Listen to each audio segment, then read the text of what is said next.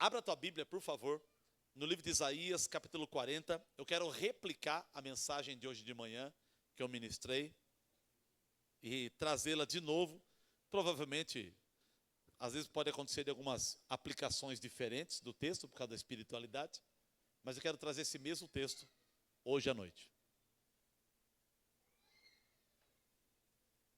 Isaías, capítulo 40, verso 28 em diante. Isaías 40, 28. Quem achou, diga amém. Quem não achou, diga escola bíblica. Diz assim o texto na minha tradução, está aqui também. Isaías 40, 28. A minha tradução diz assim: Não sabes? Não ouvistes que o eterno Deus, o Senhor, o Criador dos fins da terra, nem se cansa, nem se fatiga? Não se pode esquadrinhar o seu entendimento. Faz forte ao cansado, multiplica as forças ao que não tem nenhum vigor. Os jovens se cansam e se fatigam, os moços de exaustos caem. Mas os que esperam no Senhor renovam suas forças, sobem com asas como águia, correm e não se cansam, caminham e não se fatigam. Amém. O livro de Isaías é quase que um dos maiores livros do Antigo Testamento. Isaías ele vai profetizar do ano 742 até o ano 687. Ele profetiza pelo menos no período de 5 reinados. No rei Uzias, Jotão, Acasias, Ezequias, e ele vai morrer no período do rei Manassés, filho de Ezequias, que cerra Isaías ao meio. Alguns historiadores dizem que ele foi virado de cabeça para baixo, com as pernas abertas, né, e os soldados cerravam ele, cortando no meio em vida, e é assim que morre o profeta do Senhor. Por causa do quê? Daquilo que é certo. Por causa da palavra de Deus. Algumas divisões interessantes sobre o livro de Isaías também, que eu quero deixar aqui documentado. Do capítulo 1 ao capítulo 39, fala dos tempos em que Judá, reino do sul, está sendo ameaçado pela Síria. Do capítulo 40 ao 55, fala de um povo que tem sofrido a desgraça e que está fora de seu país, humilhado, explorado e sem esperança. Essa é a porção que vamos pregar hoje à noite. E do 56 ao 66, trazendo na sua maior parte os conselhos para aqueles que haviam voltado do cativeiro de Jerusalém. Então, a perícope bíblica minha está dentro da ideia de que fala de um país humilhado, explorado e sem esperança. O texto que eu li vai falar do renovo de alguém que está cansado. Hoje nós vemos que o nosso planeta, quando você anda, é feito de planícies, planaltos, montes, vales, água, terra, ar, mar, lagos. Então tem montanhas, tem aclives, tem declives, tem planícies, tem planalto, tem vales.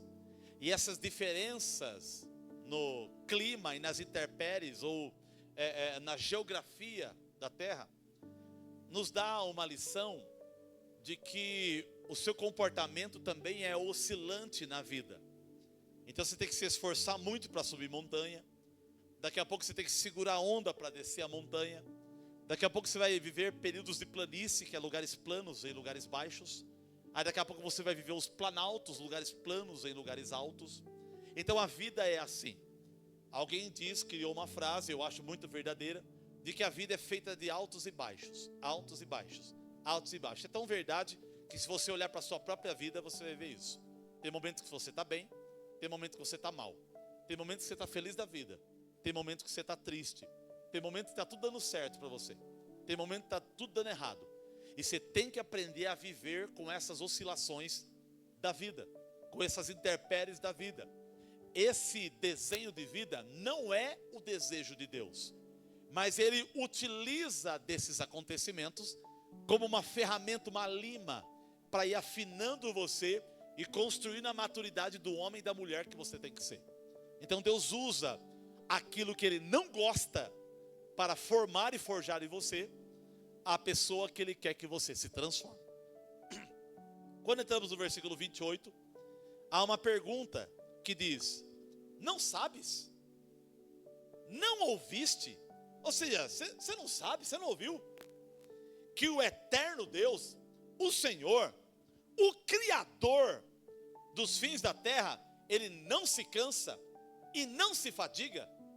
Às vezes eu tento entender Deus usando o meu próprio comportamento. Claro que existe uma matéria na teologia chamada antropomorfismo. Antropomorfismo é tentar explicar Deus de forma humana. Aí você fala o nariz de Deus, as mãos de Deus, a boca de Deus, né, os cabelos de Deus, os olhos de Deus como chama de fogo, os pés como latão reluzente. É tentar criar uma imagem estereótipa de Deus num nível que o ser humano o compreenda. Isso é chamado de antropomorfismo, explicar Deus na forma humana. Só que aí a gente aprofunda tanto nisso e leva tanto ao pé da letra, que aí a gente acaba entendendo erroneamente que Deus também se cansa e que Deus se fadiga.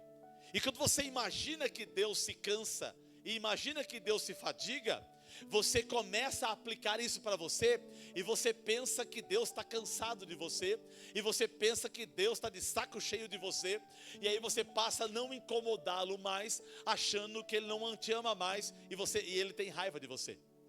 É uma aplicação errada. Livro de Jeremias, capítulo 29, versículo 11, ele vai dizer: eu é que sei que pensamentos têm a vosso respeito, diz o Senhor, pensamentos de paz, não de mal, para vos dar o fim que desejais. Ou seja, sou eu que sei o que eu penso ao teu respeito. Não fica deduzindo: acho que Deus quer me mandar um raio. Não, acho que Deus quer me cortar no meio. Eu acho que Deus quer me serrar, né, na vertical ou na horizontal. Eu acho que Deus quer me esquartejar. Se eu fosse Deus, eu teria esse sentimento sobre você, né? Ou se você fosse Deus, talvez você teria esse sentimento sobre mim. Mas não, Deus é um ser que Ele é recheado de amor e de justiça. E o texto vai tentando clarear. Quanto mais você estuda a Bíblia, mais você vai tentando decodificar o coração de Deus e tentando entender quem Ele é. E aí vem Isaías, cheio do Espírito Santo, e vai dizer: você não sabe? Você não ouviu que o eterno Deus, o Senhor, o Criador dos fins da terra, Ele não se cansa e nem se fadiga? Não se pode esquadrinhar o seu entendimento, não pode geometrizar o seu entendimento, você não pode colocar limites sobre a compreensão de quem Deus é. E sabendo disso, fique sabendo de uma coisa: que se você não conhece Ele, eu vou revelar algo sobre Ele. Ele faz o cansado, Ele faz forte o cansado, e Ele multiplica as forças daquele que não tem nenhum vigor. Olha, se você não sabe quem Deus é isso que Isaías está dizendo. Então eu vou explicar quem Deus é. Deus é o tipo de ser que Ele faz forte o cansado, e de que Ele enche, multiplica o vigor daquele que está caído, ou daquele que não tem nenhum vigor. Deus dá força ao cansado e multiplica as forças daquele que não tem nenhum vigor. Ou seja, simplificando, Isaías está dizendo: Deus é um Deus de renovo. Deus é um Deus que revigora a sua vida. Deus é um Deus que levanta o caído, o prostrado, o abatido, o oprimido. E existem vários textos recheados da Bíblia que mostram gente no chão ficando de pé, gente caída ficando de pé, gente morta ressuscitando, ou gente destruída sendo construída, porque Deus é especialista em pegar o lixo e transformar em luxo. É isso que Deus faz. E isso é tão certeza que quando você olha para a sua própria vida, você vê isso na tua própria ótica de vida. Quem era você? Quem era você? De onde você veio? Olha o que Deus te fez. Te fez um ser humano legal, gente boa. Bom, em processo de gente boa. Olha para a pessoa que está ao teu lado, vê se ele tem cara de gente boa. Não fala, só olha. Principalmente os casados, dá um sorriso assim e profetiza. Então nós vamos sendo renovados por Deus gradativamente com a força dele. Então é interessante entender que quando eu tento fazer as coisas do meu braço, eu canso. Quando eu tento fazer as coisas do meu jeito, eu canso. O texto do versículo 30 vai dizer assim: os jovens se cansam e se fatigam, e os moços exaustos caem. Irmão, moço e jovem é a revelação da potência máxima da força física. A juventude é aquele momento tão forte da sua vida que você pensa que não precisa de ninguém, e você vai rasgando no peito até arame farpado, achando que o mundo é totalmente seu. É até legal essa ideia, porque estimula você a conquistar as coisas da vida. Só que a questão é que a gente tira Deus de lado e achamos que não precisamos dele. Lamentações vai dizer: lembra-te do teu Criador nos dias da tua mocidade, antes que venham os maus dias e não haja nele contentamento, dias dos quais eu declaro, não tenho neles prazer. Salomão, no fim da sua vida, no momento de melancolia, escrevendo Eclesiastes, ele vai dar um recado para o jovem. Depois que a mão está trêmula, depois que os dentes estão caindo, depois que as rugas aparecem, depois que o corpo dele não tem mais a força, depois que os joelhos seus ficam trôpego, ele vai dizer: jovens, lembra-te do teu Criador nos dias da tua mocidade, antes que venham os maus dias, os dias do envelhecimento, dias das quais você diga, não tenho neles prazer. Ou seja, Salomão está dizendo: lembra de Deus na juventude, para que a sua velhice seja uma boa velhice. E o que eu penso aqui sobre o versículo 30, que os jovens se cansam e se fadigam, e os moços exaustos caem, porque eles lutaram para fazer as coisas sem Deus.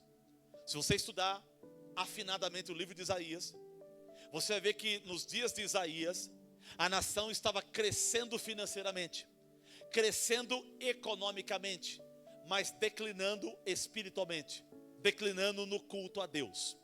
Tanto é que em Isaías 1:12, Isaías vai ser usado por Deus para dizer ao povo assim: quem vos requereu ou só pisardes nos meus átrios?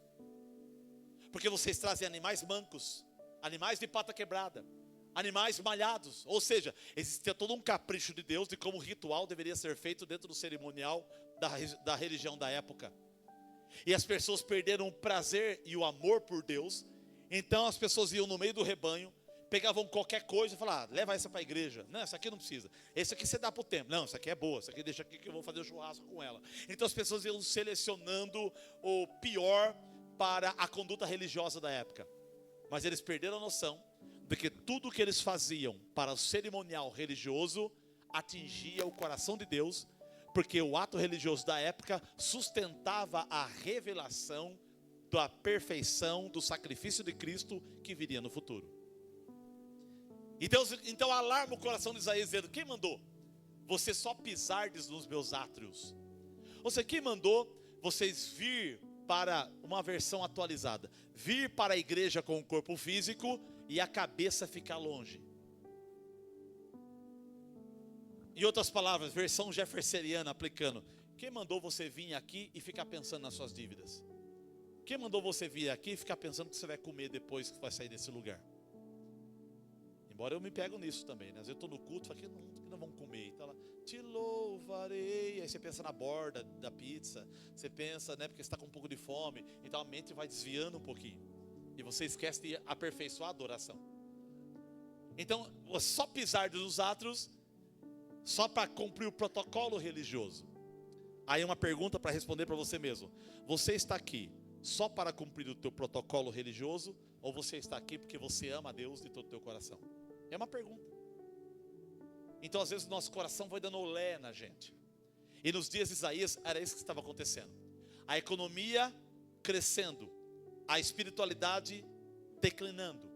Então o crescimento econômico não tem nada a ver com a espiritualidade indo bem ou indo mal. Claro que a potência do crescimento econômico foi por causa dos dias do rei Uzias, que buscou a Deus com muita paixão. E mesmo depois da morte de Uzias, as concretizações da economia ainda estão sendo diluídas nos dias dos próximos reis. É como se alguém da eleição passada tivesse fazendo tudo certo, e o próximo que assumiu pegou o período de colheita e a coisa começou indo bem por causa daquilo que o governo passado plantou. Era assim que estava acontecendo nos dias de Isaías. Então eles estavam vivendo uma boa colheita de crescimento econômico, mas com o declínio da espiritualidade, esse crescimento econômico ia passar por uma curva e iria entrar em declínio, como entrou. Então, os jovens e os moços, na sua potência pessoal, no seu vigor físico, achavam que podiam cuidar de si sem precisar de Deus. Eu me lembro quando eu tinha meus 17 anos de idade, ou 16, eu falava assim, não preciso de ninguém.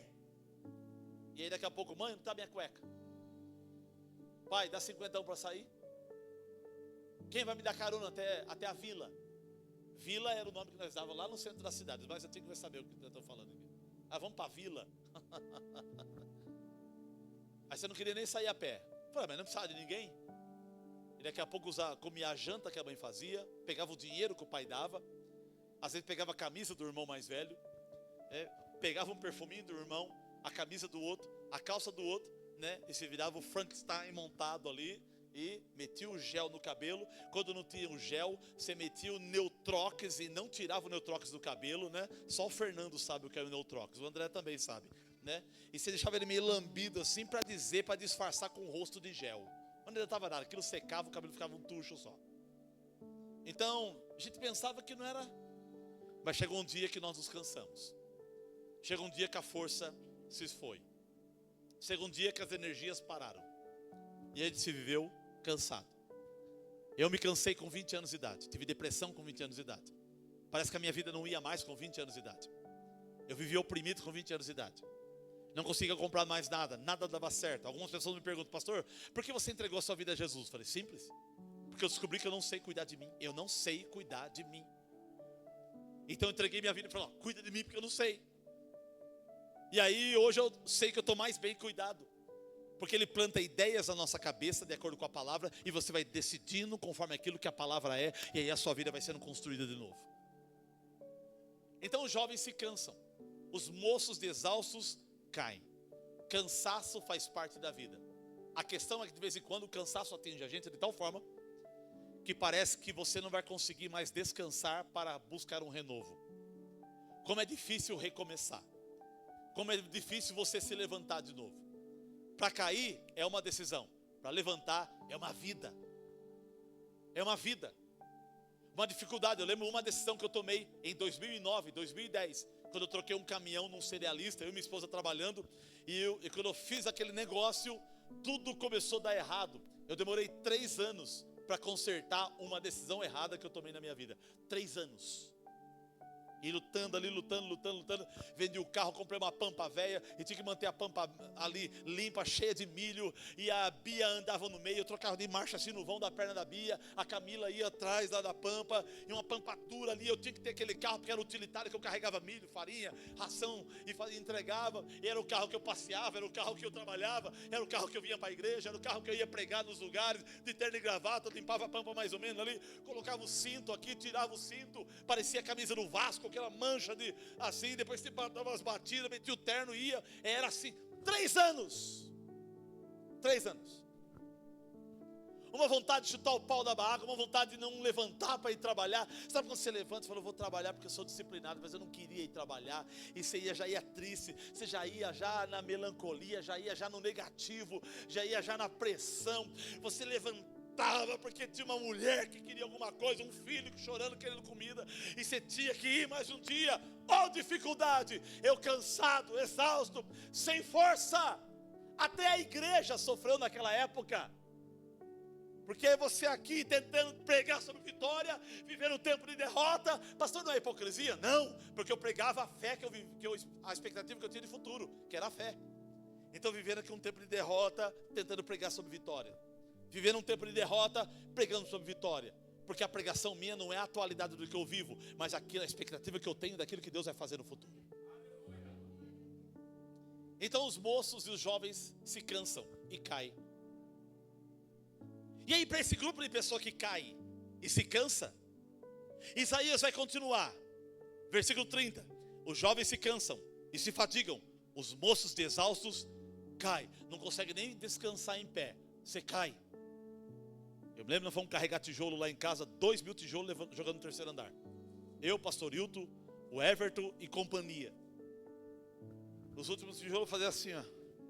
Eu não sei, falei, eu queria que a mão fosse para frente e a mão pendurava para trás. Assim. Um renovo ali foi que o pastor Hilton foi buscar umas paçoca para nós. E aí comeu uma paçoca, voltou um pouquinho. E aí liguei pro Cris, falei, Cris, pelo amor de Deus, manda comida. O Cris mandou aquelas parmegianas, irmãos. Cansado, exausto, arrebentado. Aquela parmegiana, já é top a comida do Cris. Potencializou na língua nossa aquela parmegiana. E renovamos, foi até 4, 5 horas da tarde, mas o corpo não obedecia mais. A gente descansava, parecia que a força não voltava. Essa era a impressão que eu tinha, pastor Hilton. Que a gente descansava, parecia que a força não voltava. Depois você dorme, toma um banho, renova, troca de roupa, capota, você morre, no outro dia você ressuscita para viver, e aí você vai vivendo mais um dia. Então o cansaço faz parte da vida. Mas aí Isaías vai dizer assim para os cansados e para os caídos: mas os que esperam no Senhor, ou seja, você que está cansado e caído, entra dentro de Deus e espera. Entra em Deus e espera. Entra em Deus e espera. Jesus também replicou essa mesma fala de forma diferente em Mateus 11:28. Vinde a mim, todos que estão cansados e sobrecarregados, e eu vos aliviarei. Jesus está dizendo, se você se aproximar de mim, eu renovo suas forças. O que é renovar? Renovar é fazer novo de novo. É fazer novo de novo. Isso é tão real que Deus deixou isso marcado no calendário para cada um de nós. A cada 24 horas renasce um novo dia. A cada 7 dias nasce uma nova semana. A cada 30 dias aproximadamente nasce um novo mês. A cada 365 dias nasce um novo ano. A cada 10 anos nasce uma nova década. A cada 100 anos nasce um novo século. Ou seja, Deus é o Deus de renovo. Deus é o Deus que Ele manda força de novo. Agora, por que Deus manda força de novo? Porque Ele não quer que você termine uma vida cansada. Ele quer que a tua história continue. Deus quer que você tenha longevidade. Deus quer que você avance. Deus quer que você vá além. Deus tem um propósito que ainda não se encerra. Por isso Ele libera do céu nutrientes e força para revigorar a sua vida, para você se levantar de novo e continuar a caminhada de propósito que Ele tem para a tua história e para a tua vida, no nome de Jesus Cristo. Deus é assim. Por isso que Ele vai dizer: aquele que se cansa, aquele que cai, se arraste um pouco mais e entra na minha presença e se fecha. E na presença dele você vai esperando. Pastor, o que acontece com as pessoas que entram na presença de Deus? O texto não diz, mas na meditação eu encontrei. Aqueles que entram no casulo de Deus e fica quieto dentro do carinho de Deus, eles vão recebendo bálsamo de Gileade, remédio, nutrientes, e Deus vai curando uma ferida aqui, uma ferida ali, uma pedra ali, um machucado ali, um trauma aqui, um abatimento ali, uma tristeza ali, uma depressão aqui, uma ansiedade ali, um estresse aqui, uma perturbação, uma inquietação. E o remédio de Deus vai passeando dentro de você, e Deus vai tirando as trincas do vaso, vai fechando as malignidades do seu coração. Deus vai recheando você de novo, com a pregação do oleiro da semana retrasada que eu ministrei para você. É um mesmo tipo de olaria, só que numa tipificação diferente, um tipo de casulo, um tipo de lugar que Deus te esconde, um tipo de esconderijo, onde você fica quieto, o inimigo não te encontra, e Deus vai passando as pomadas espirituais para sarar você, para liberar uma nova força, para você se levantar de novo e fazer a tua vida continuar. Tem lutas que batem em nós, que a gente acha que a gente nunca mais vai vencer. Eu vou tomar liberdade aqui. 2012 ou 2011, Fernando? Que aconteceu tudo o que aconteceu? 2012, nós estávamos orando pela esposa do Fernando, pela Vanessa. Aí teve um câncer no pâncreas. Todo mundo orando, acho que uma segunda ou uma terça-feira, meio-dia, ela foi fazer a cirurgia.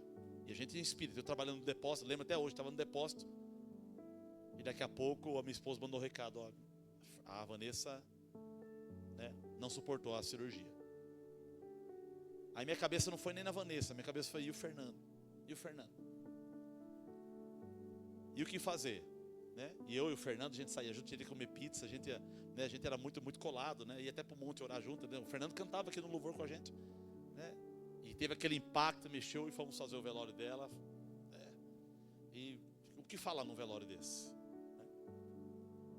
E a minha cabeça, meu Deus do céu. E eu olhava para o Fernando, como é que o Fernando vai se levantar? E o Fernando teimando em buscar a Deus, mas parece que ele não achava força, mas tentando lutar.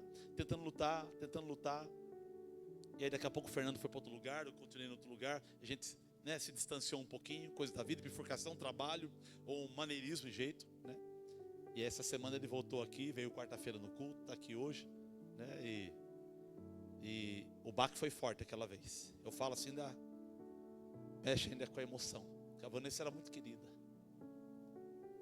Então, vem umas pancadas da vida, que parece que nunca mais você vai se levantar. Você fica cansado, e aqui como o texto diz, os moços de exaustos caem. Quando você cai, fala, meu Deus, eu acho que é o fim. E aí não tem o que fazer. Você se joga dentro do casulo de Deus e vai viver um dia após o outro. Você não vive, você sobrevive. Você vai respirando mais um dia, você respira mais um dia, tentando se levantar, mas é uma questão de autoajuda. Sabe o que é autoajuda? É você estar sentado no chão e você colocar a mão no seu cabelo e você tentar se puxar para cima. Você consegue se levantar? Isso é autoajuda. E a autoajuda não adianta. Você está aqui sentado e fala, vamos. Eu não vou pegar no meu, que eu não quero desfazer o meu gel. Não, vamos. E não sobe. Mas às vezes quando vem uma mão do céu, estraga o gel do seu cabelo. Puxa ali. E puxa você para cima. Esse é aquele momento que você está fechado no casulo. E Deus vai passando uma pomada aqui, outra pomada ali, outra pomada ali. Porque você está esperando no Senhor. Como quem diz, nada nessa terra me levanta mais. Ou o Senhor desce aqui me pegar para pôr de pé, ou a minha vida se encerra. E você vai tocando a vida. E chega um momento que Isaías vai dizer, os que esperam no Senhor renovam as suas forças. A força começa a voltar. A vontade de viver volta de novo. Passa o tempo do luto, fica as lembranças, os abatimentos, os lamentos. Mas você começa a encontrar força, não sabe de onde. E você vai tentando ressuscitar a sua própria vida, para dar continuidade na tua história, porque você ainda respira. Hoje eu entendo como diz o Salmo 150, verso 6. Todo ser que respira, louve ao Senhor. Quando Deus encerra o propósito com alguém, Ele tira o ar que respira. Então se você está respirando é porque Deus tem propósito com você. A aplicação da ideia é o seguinte, talvez você entrou aqui, você está cansado, está exausto. Falei, pastor, eu estou cansado, estou exausto. Eu só vim aqui arrastado. Eu trouxe os cacos da minha vida e juntei nessa cadeira que eu estou sentado e estou aqui. E eu não sei o que vai acontecer comigo. E a minha palavra para você é, fique quieto e não saia da presença de Deus. Porque o bálsamo de Gileade, os nutrientes de Deus, os remédios espirituais vão envolvendo você. E quando você menos perceber, a força começa a voltar. Você já vai desencurvando as costas, já começa a erguer um pouco o queixo. Você vai aprender a se amar de novo, né? A autoestima vai voltando, as ideias vai começando a se alinhar. Você começa a vir estratégias na mente. Todo aquele reset que deixou sua mente vazia sem nada, começa a vir um novo pensamento, um novo sentimento. Daqui a pouco Deus começa a cercar você de pessoas que Ele vai usar para te puxar, para te catapultar para cima, de tal forma que você percebe que a tua história começa a ressuscitar de novo. E é isso que Isaías está dizendo, olha, se você esperar no Senhor cansado, existe um novo de novo na sua vida. Existe um renovo. Deus vai fazer um novo de novo na sua vida, irmãos. E quando Deus faz um novo de novo, Ele não vai fazer você viver as mesmas alegrias do passado. Não, Ele vai viver uma alegria potencializada, melhor do que o passado. Porque Ageu capítulo 2, versículo 9, Ele vai dizer assim, que a glória da última casa será maior do que a da primeira. Ou seja, as coisas boas que você viveu no passado, não é aquilo que Deus tem para você, mas é algo novo, multiplicado às vezes, potencial das vezes, que vai reverberar sobre a sua vida, e você vai viver dias que você nunca viveu, mas não com a tua força, com a força do seu braço, com a força do céu, que vai encher a tua alma e colocar alegria no seu coração. Se joga em Deus, entra na caverna dele. Salmo 91, você conhece essa história? Aquele que habita no esconderijo do Altíssimo, e o que mais? Vocês estão afiados, né? E descansa no Onipotente. Dirás do Senhor: Ele é meu Deus, o meu refúgio, a minha fortaleza, e nele confiarei. Ou seja, quando você aplica o versículo 1, escondendo no esconderijo dele, você cria poder para falar o versículo 2. Ele é o meu refúgio, a minha fortaleza, o meu baluarte, né? Nele confiarei. Ou seja, se esconde em Deus. Agora, pastor, aonde é o esconderijo de Deus? Colossenses capítulo 3 nos dá uma ideia. Se morremos com Cristo, pensai nas coisas que são do alto, não nas que são da terra, porque morreste, e a vossa vida está juntamente com Cristo, escondida em Deus. Então o esconderijo de Deus é Jesus Cristo.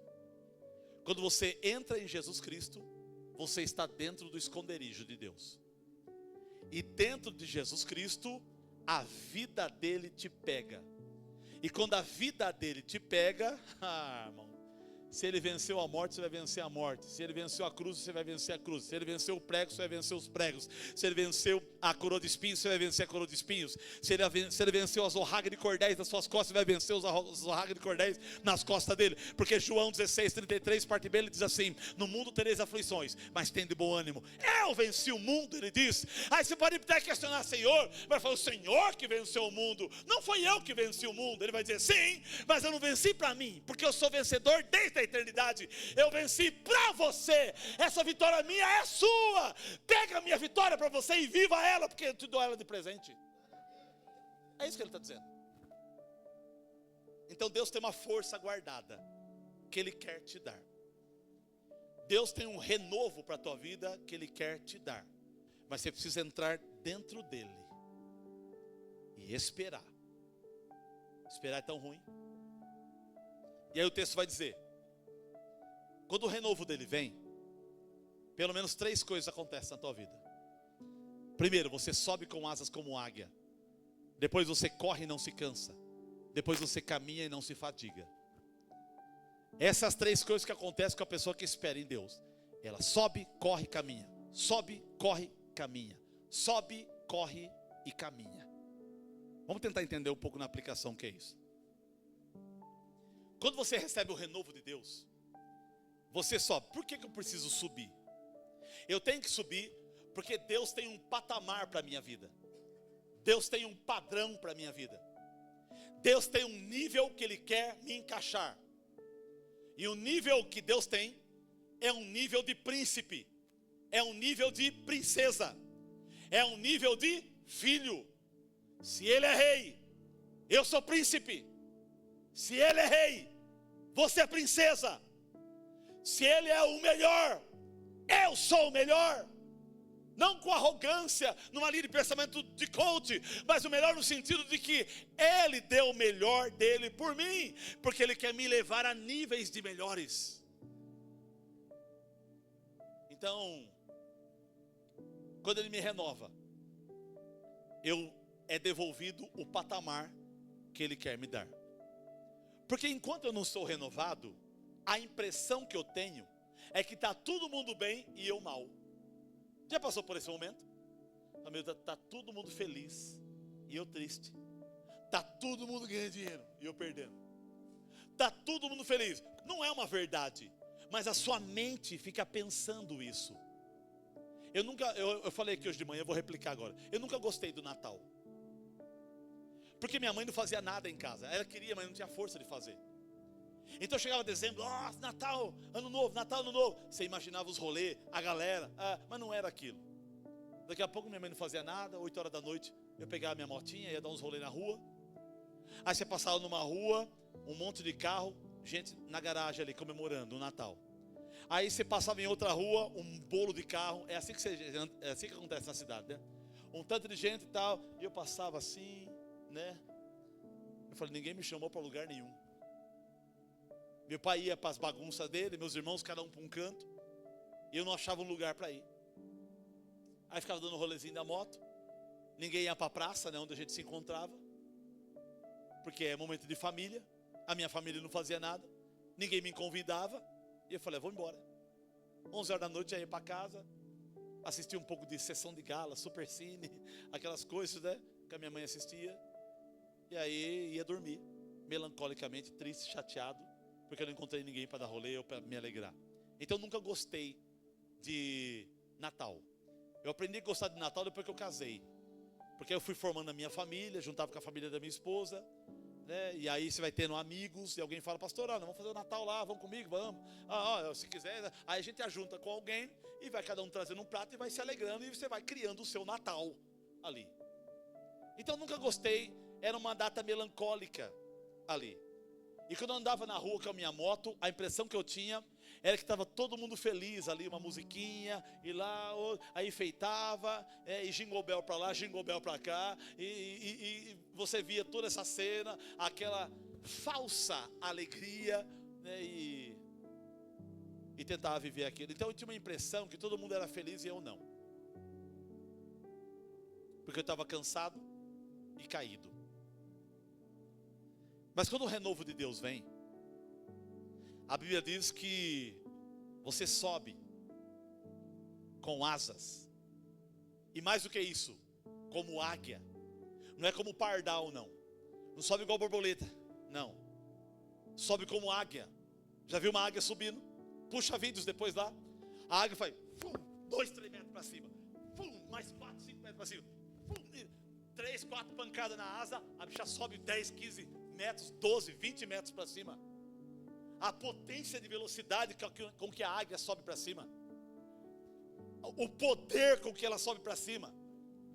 Isaías está dizendo, se você esperar em Deus, o renovo te pega.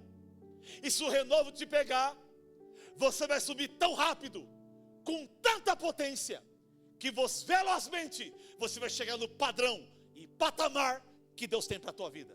Rapidamente. As suas asas vão abrir e você vai conseguir e vai subir. E rapidamente você vai ser devolvido no padrão que Deus tem para a tua vida. Quem recebe o renovo de Deus, em nome de Jesus Cristo, você vai subir no padrão e no patamar que Deus tem para você. Você vai gostar do lugar que Deus vai te colocar. Você vai sentir a alegria do padrão que Deus vai te encaixar. Eu gosto do padrão que Deus me encaixou. Eu sou feliz sendo pastor, ganhando o salário que eu ganho, tendo os amigos que eu tenho. Deus me encaixou num patamar. Não tenho o que eu quero, mas tenho mais do que eu preciso, mais do que eu mereço, porque o Senhor me encaixou num padrão que alegra o meu coração de fazer o que eu faço. Só o renovo de Deus faz isso. Só o renovo de Deus faz isso. Sabe qual é a finalidade da unção? Eu vi um pregador falando e achei muito legal. A unção, ou o poder de Deus, faz você ser o que você nunca seria. Faz você ter o que você nunca teria. Faz você alcançar o que você nunca alcançaria. O poder de Deus potencializa, turbina você. Porque com a força pessoal do jovem, nos dias de Isaías, eles se cansaram, eles caíram. Mas com a força de Deus, eu vou até a eternidade e nada vai me parar. Um grande pregador da África, um alemão chamado Reinhard Bonk, faleceu alguns anos atrás, alguns aqui conhecem. Ele pregando na Igreja Batista da Lagoinha, lá em Belo Horizonte. Eu não lembro se é 2004, 2003, não me lembro, ou mais. E ele contou o testemunho de que os jovens, ele com 80 e poucos anos de idade, o jovem chegava para ele e falava, Reinhard, você está velho, hein? Nós vamos passar você. nós vamos mais rápido do que você. Nós estamos aí correndo.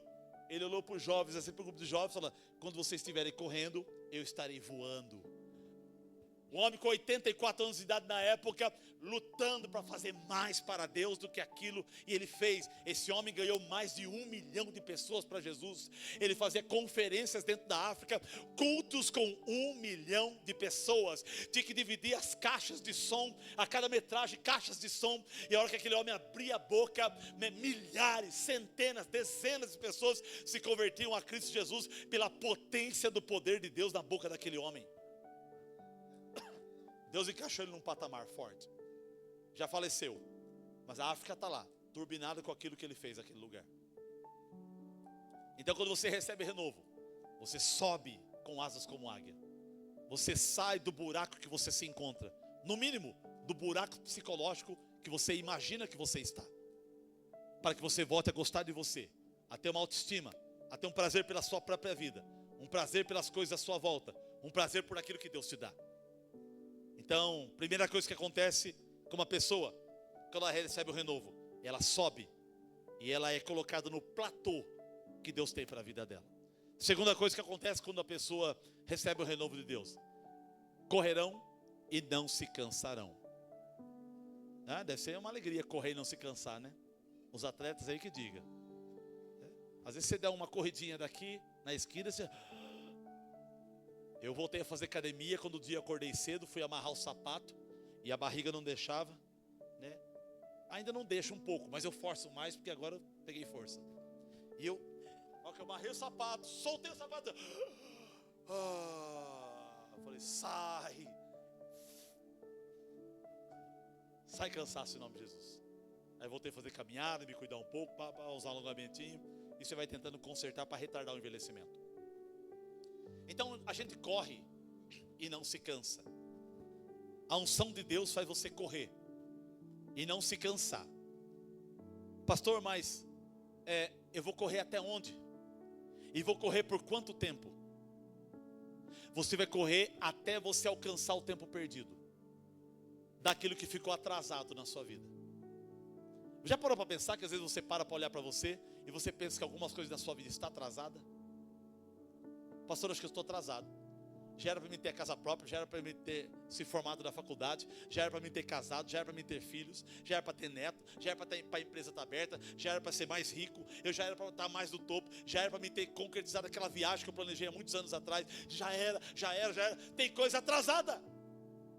E a unção de Deus, quando vem te renovar, ela te dá uma força física que você corre para recuperar o atraso da sua vida. Deus não quer que você viva correndo, mas às vezes quando você tem que dar um pico para você alcançar algumas coisas que estão atrasadas na sua vida. E só o poder de Deus para colocar aquela velocidade do papaléguas. Vai vir uma unção de papaléguas aqui hoje. E você vai alcançar o tempo perdido. O que está atrasado na sua vida? O que era para você ter feito há muito tempo lá atrás que você não fez? O que já era para você ter conquistado há muito tempo atrás e você não conquistou? O que já era para ser atingido de bom na sua vida e ainda aquilo não te atingiu? Pastor, tem algumas coisas atrasadas na minha vida. Então se esconde em Deus, espera, porque a hora que o renovo te pegar, Ele vai colocar você no platô que Ele te quer, e você vai voltar a correr de novo, e o tempo perdido será recuperado no nome de Jesus Cristo. Deus vai dar uma unção de velocidade, que coisa que você demoraria anos, vai acontecer em meses. Coisa que demoraria meses, vai acontecer em dias. Coisa que aconteceria em dias, vai acontecer em horas. E coisa que aconteceria em horas, vai acontecer agora na tua vida. Será que José, no Egito, preso na cadeia, quando ele ficou imaginando ali, lembrando do sol, a lua e as estrelas se curvando, será que ele ficou imaginando, vou ser governador desse lugar, né? Será que eu vou ter que fazer uma faculdade de como administrar o Egito, quais são os tipos de grão que são cultivados nesse lugar? Não, a Bíblia diz que ele acorda no calabouço e à noite ele dorme no palácio. 24 horas é o suficiente para Deus mudar a história de uma pessoa que ficou 13 anos no tratamento de Deus.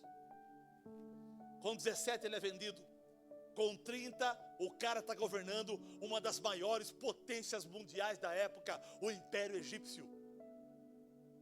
E Deus usou ele para administrar 14 anos de 7 de vacas magras, 7 de vacas gordas, no período para manter a manutenção da vida no meio da espécie humana.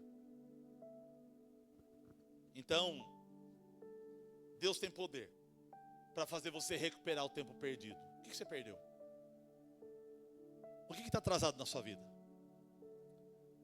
O que você sonhava e você já jogou o sonho fora porque você acha que você não tem mais vida para alcançar aquilo? Abraão e Sara. Abraão com 99 anos de idade. Sara com 89 anos de idade. Aquela bela música que a pipa do vovô não sobe mais. Você entendeu, né? Sara já há muito tempo na menopausa. A Bíblia diz no livro de Romanos que o corpo de Abraão estava amortecido. E Deus falando: vou te dar um filho. Vou te dar um filho.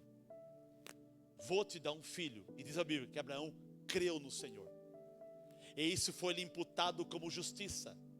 E Abraão se tornou amigo de Deus.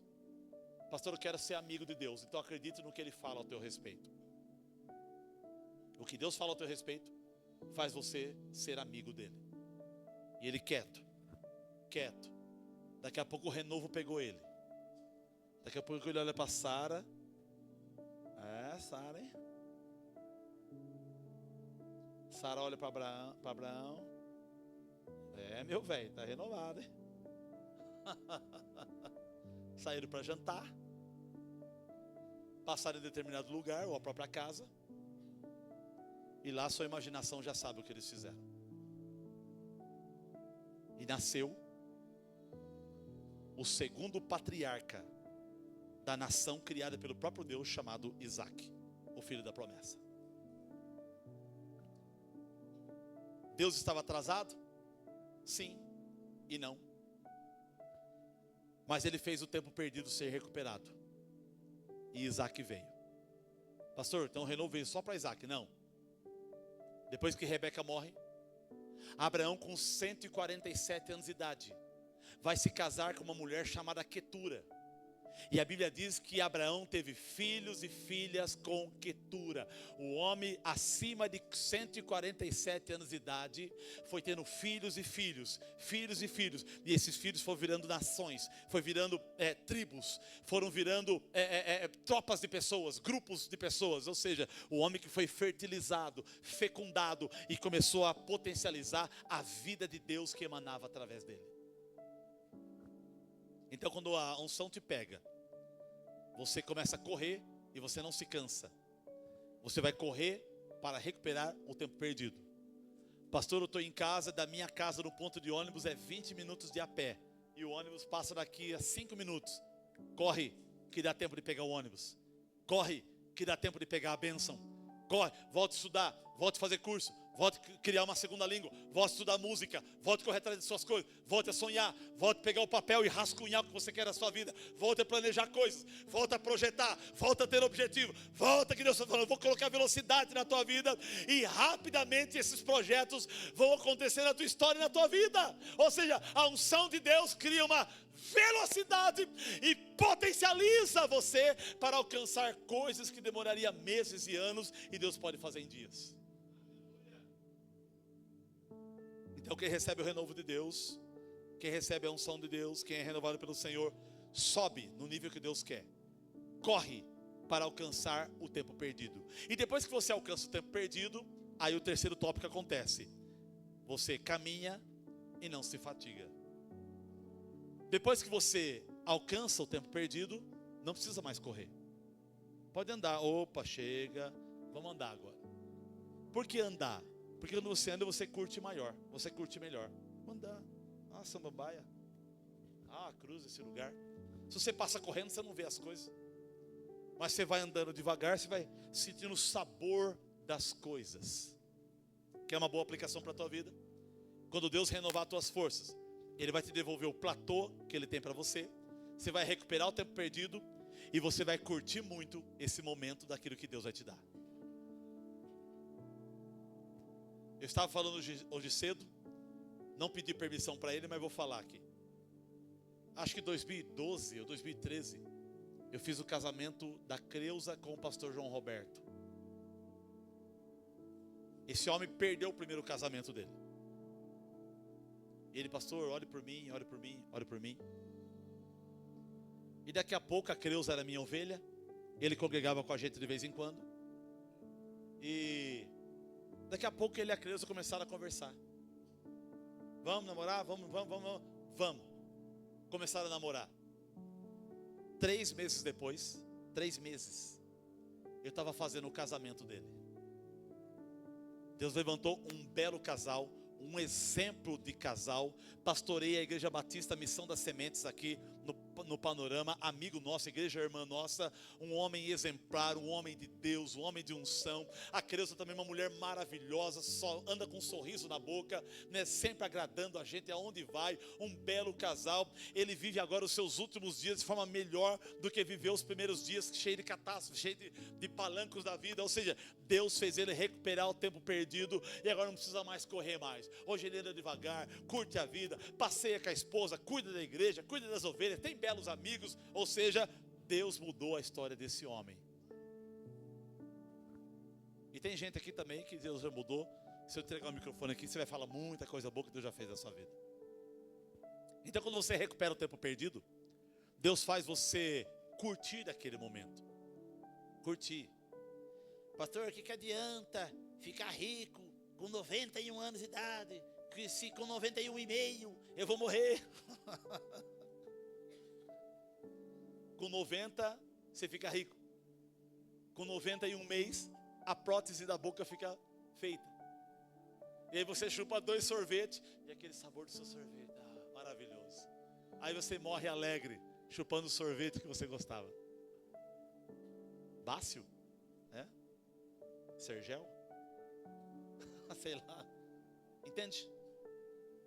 Pastor, e se eu não conseguir tocar naquilo que Deus quer me dar nessa vida? Fique tranquilo.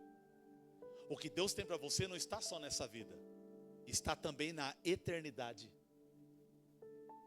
Não acumuleis tesouros para vós nessa terra, onde a traça e a ferrugem corrói e os ladrões roubam. Mas antes acumular tesouro no céu, onde a traça e a ferrugem não corrói e os ladrões não roubam.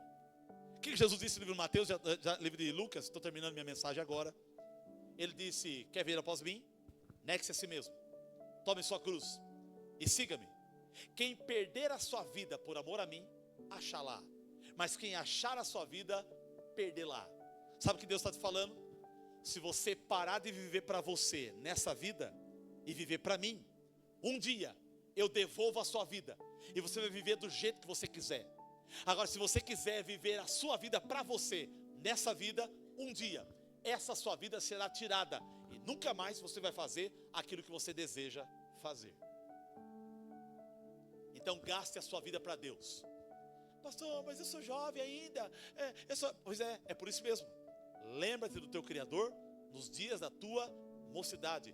Agora é a hora de servir a Deus. É agora, com a tua potência física, que é a hora de você se desgastar pelas coisas do Senhor. Usa a tua saúde, tua energia, tua habilidade, teu conhecimento, tua habilidade, toda a estrutura de aptidões, de dons, de talentos, de dádivas que Deus te deu, canalizando para Ele, para que você viva uma vida renovada, para que você viva uma vida de abundância. Lembra que Jesus disse em João 10:10, o ladrão veio roubar, matar e destruir, mas eu vim para que tenham vida. E não é só vida não, é vida com abundância, vida que derrama para fora, vida que atinge a vida do outro, vida que beneficia o outro também. Eu tenho tanta vida que eu cuido bem da minha vida e ainda tenho tempo para cuidar da vida dos outros. Olha para a pessoa que está do lado e intima ela agora e diz assim: irmão, eu cuido muito bem da minha vida, e a partir de hoje eu vou cuidar da sua também. Ai, Jesus.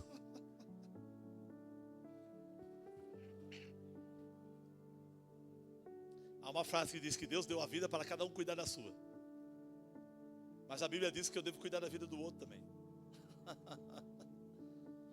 Mas não é ficar fofocando da vida do outro também, né? Deixa eu explicar bem, porque tem gente que que dar um pedala Robinho, o parafuso acertar. Ele, não tinha percebido. Eu achei que era para falar mal do outro, que estava liberado. Não. É orar pelo outro, abençoar a vida do outro. Fazer a tua vida alegrar a vida do outro. Fazer a sua vida dar prazer para o outro. Fazer a sua vida, usar a sua vida para fazer a vida do outro mais feliz. Agora você pode olhar para a vida do seu irmão que está ao seu lado e falar para ela: irmão, a sua vida tem que me fazer mais feliz. Só para cutucar. Vou jantar na sua casa hoje à noite. Não, nem fala, isso aí deixa quieto isso aí. Não ficar arrumando para a cabeça não. Eu sei que vocês estão sendo treinados ainda para cuidar da vida do outro. Vamos devagar, um passo de cada vez. A não ser que você fala: vamos lá, tem um pão com manteiga lá. Então, o renovo de Deus, para terminar agora. Quando Deus renova minhas forças, eu subo no padrão que Deus quer me dar. Eu alcanço e recupero o tempo perdido. E depois do tempo perdido recuperado, eu vivo o prazer daquilo que Deus me deu. É isso. Uma pessoa que cai e uma pessoa que se cansa é uma pessoa que atrasa a vida dela, porque ela está caída e ela está cansada.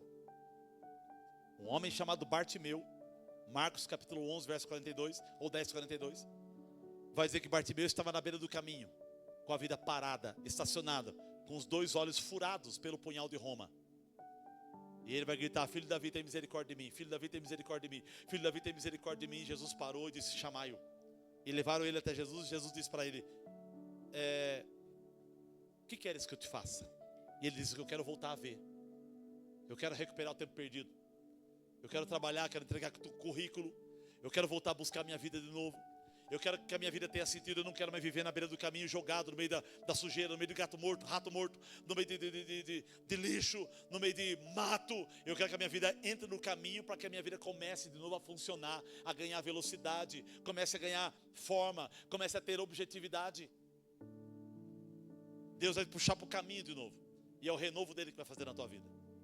Então essa noite nós vamos orar agora, pedindo a Deus que nos dê renovo. Deus quer te renovar. Você vai pedir aquilo que Deus... Irmão, se você pedir o que Deus quer te dar, não tem inferno que bloqueie aquilo que vai acontecer na tua vida. Quando você pede o que Deus quer te dar, e aí eu repito aquela frase, pastor, eu repito aquela frase dizendo: Deus tem vontade de te abençoar muito mais do que você tem vontade de ser abençoado. Vou repetir de novo. Essa frase tem que selar a tua vida. Essa frase é o dipirona para você tomar todo dia.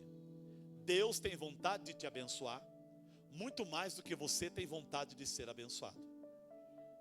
Se eu perguntar para alguns aqui: e aí, queridão, tem vontade de ser abençoado? Aí, né? Se por acaso sobrar aí um restinho de bênção, querer me dar, não vai fazer falta para você? Não, se não fazer falta, então você me dá. Você fica aí, em nome do, ó céus, ó vida, ó azar. Você fica, Agora sobe lá do 3º céu, encara Deus de frente, fala: Deus, o Senhor tem vontade de me abençoar e de abençoar aquele povo lá embaixo? Deus fala: claro, lógico, eu dei o melhor por eles. Não foi anjo que morreu por eles, não foi demônio que morreu por eles, não foi ser humano que morreu por eles, ou seja, foi o Cristo humano, não, mas foi o meu filho unigênito. O melhor do céu eu dei para os meus filhos lá embaixo. Deus tem mais vontade de te abençoar do que você tem vontade de ser abençoado. Então você fala: Deus, me renova. Fala: agora, eu estava esperando você pedir, você está atrasado. E Ele vai mandar o renovo. Você vai ver a força dele vai voltar na sua vida. Você vai subir com asas como águia, vai correr para recuperar o tempo perdido e vai andar para desfrutar as coisas boas que Deus tem para a tua vida. Em nome de Jesus. Glória a Deus. Amém, meus irmãos? Esse papelzinho é para agora ou posso colocar o povo de pé? Vamos orar, meus irmãos? Se coloque em pé.